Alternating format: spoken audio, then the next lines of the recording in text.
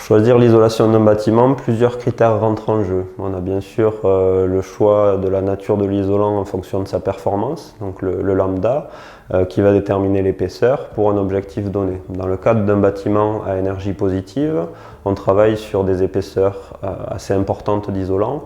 Et pour essayer de diminuer cette épaisseur, on va avoir besoin d'un matériau avec des caractéristiques assez élevées. À ce titre, la fibre de bois est un des matériaux naturels qui offre un des meilleurs rapports à l'isolation, un des lambdas le plus faible.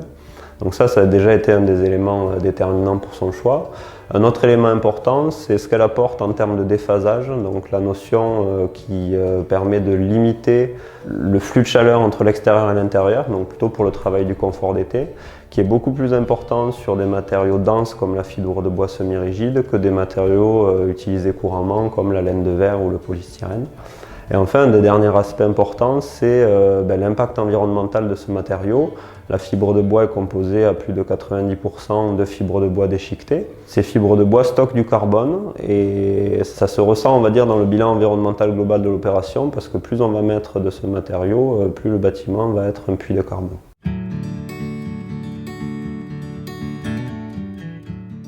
Les calculs de performance du bâtiment sont de deux natures. On regarde la performance énergétique et la performance environnementale. D'un point de vue environnemental, ces éléments sont pris en compte parce que chaque matériau dispose d'une fiche de déclaration environnementale et sanitaire, les fameuses FDES, qui rentrent dans le calcul de l'analyse de cycle de vie.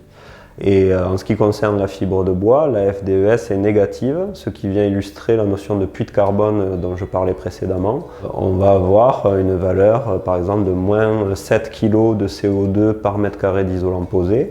Et ça va venir contrebalancer le bilan des matériaux qui, eux, sont positifs. En ce qui concerne la performance énergétique, on utilise deux types de calculs. Il y a le calcul réglementaire qui est fait avec un moteur de calcul normé pour calculer et pouvoir comparer les bâtiments entre eux. Là, des caractéristiques physiques comme l'épaisseur, le lambda, la densité interviennent dans les résultats.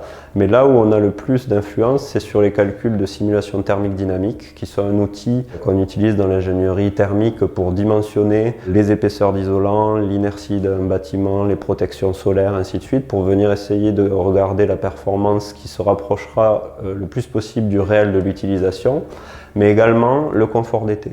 Et par rapport à ce que je disais tout à l'heure sur la densité du matériau, le déphasage que ça va procurer, l'atténuation de l'onde de chaleur, ce sont des paramètres qui sont pris en compte dans le calcul par simulation thermique dynamique et qui nous ont permis justement d'affirmer ces choix par rapport à d'autres matériaux.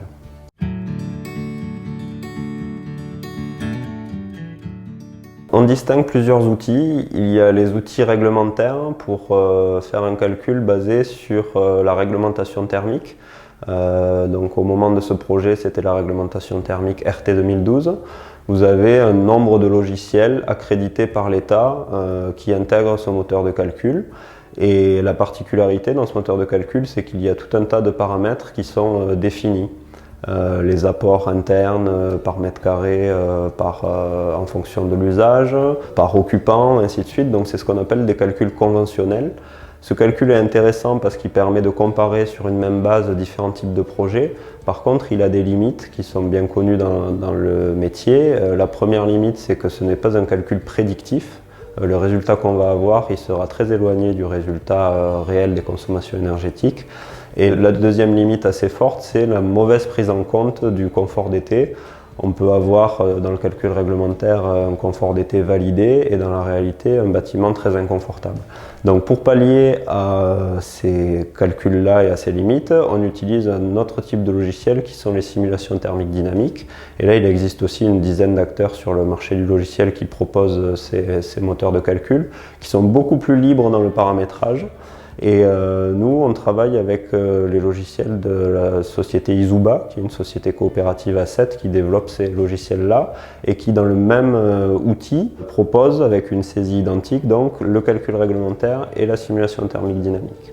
Et ensuite, sur cette même maquette de simulation, on peut venir ajouter des calculs d'analyse de cycle de vie, où pour différents matériaux, on va venir faire correspondre des impacts environnementaux. Et puis il y a une multiplication qui se fait et une implémentation sur la durée de vie du bâtiment en tenant compte des différents impacts lors de la construction, lors de son exploitation, en fin de vie. Et on peut avoir sur le même modèle numérique et le même logiciel ces différents calculs-là.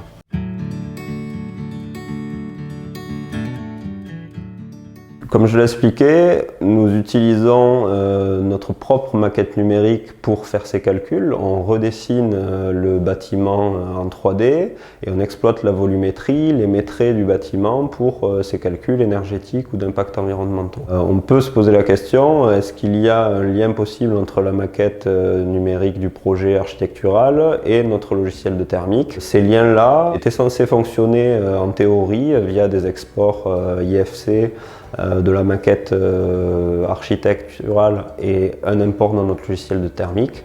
Après plusieurs essais, on était en 2016-2017, on s'est rendu compte que ça ne fonctionnait pas bien et qu'on avait finalement meilleur temps de resimuler nous-mêmes la maquette.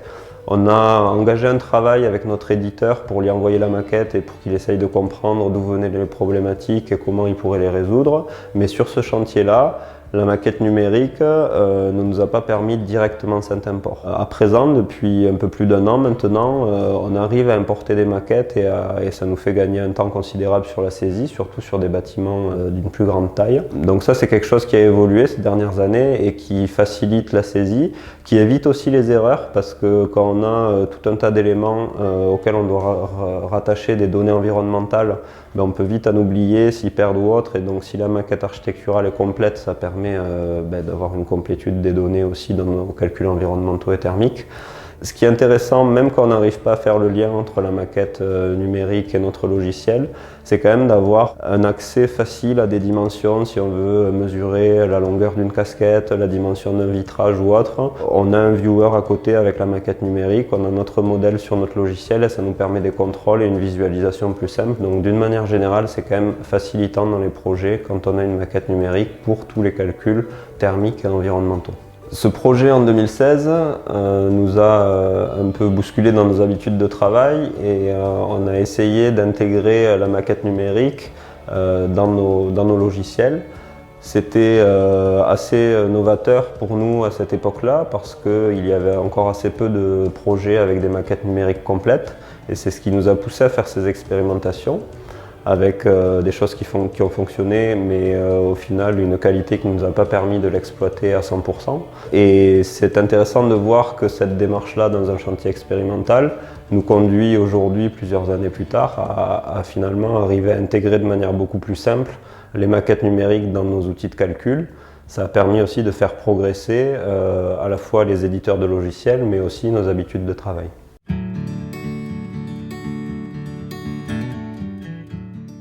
Le projet d'un point de vue thermique est quand même déjà très bien abouti. Sur la performance, je pense qu'on a une étanchéité à l'air, un niveau d'isolation et une conception bioclimatique très satisfaisante et on n'aurait à mon avis pas pu faire beaucoup mieux de ce point de vue-là. Par contre, par rapport à la nature des matériaux isolants, on a réussi à aller vers des produits naturels et biosourcés pour l'isolation de la toiture, des murs, mais au niveau de l'isolation du sol, donc c'était une isolation sous chape, il y a une dalle, l'isolation et puis ensuite la chape. On avait prescrit initialement un matériau naturel, le liège, mais qui est qualifié pour cet usage de technique non courante et qui a posé des problématiques assurantielles. Ces problématiques assurantielles ont fait remonter des surcoûts, en partie dus donc aux surprimes d'assurance associées. Et ça, c'est vrai que c'est un petit regret, je pense, sur cette partie-là, si on avait pu le travailler en amont avec les assurances, avec la filière, en expliquant qu'on était dans le cadre d'un chantier expérimental et que aussi bien la maîtrise d'œuvre, la maîtrise d'ouvrage, le bureau de contrôle étaient ouverts à apporter ces expérimentations-là, y compris sur des matériaux en technique non conventionnelle, on aurait pu aller plus loin sur la nature de cet isolant en plancher.